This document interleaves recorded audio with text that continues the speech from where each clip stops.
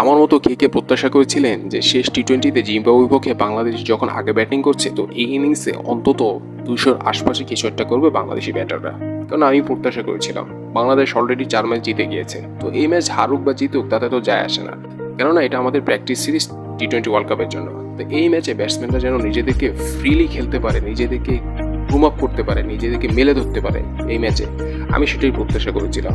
But আমি ভুল ছিলাম, কারণ আমি ভুলে গিয়েছিলাম এনারা বাংলাদেশি ব্যাটসম্যান, এনাদের দ্বারা সম্ভব না। এনারা সেই আদি যুগের টি-20 স্টাইলই ব্যাটিং করবে, টপ 3 পাওয়ার প্লেতেই চলে যাবে, মিডল অর্ডার ব্যাটসম্যান এসে একটু ধরবে, শেষের দিকে একজন ব্যাটসম্যান এসে ভালো একটা স্ট্রাইক রেট মেনটেন করে 150 নিয়ে যাবে, ব্যাস।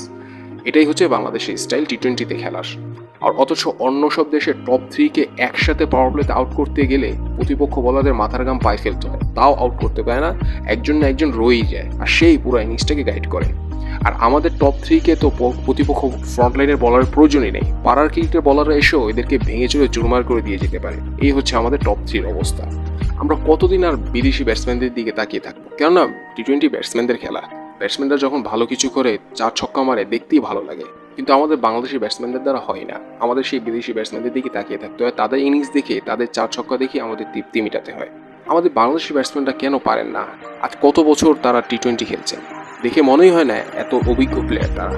তো দর্শক, আপনারা আপনাদের মতামত জানাতে পারেন বাংলাদেশি টি-20 ব্যাটিং নিয়ে, ব্যাটসম্যানদের টি-20তে অ্যাপ্রোচ নিয়ে, কি করলে তারা নিজেদেরকে ওই পর্যায়ে নিয়ে যেতে পারে। বিশ্ব ক্রিকেট যেখানে এগিয়ে যাচ্ছে, বাংলাদেশ ক্রিকেট মনে হচ্ছে পিছিয়ে যাচ্ছে। আপনারা আপনাদের মতামত জানাতে পারেন।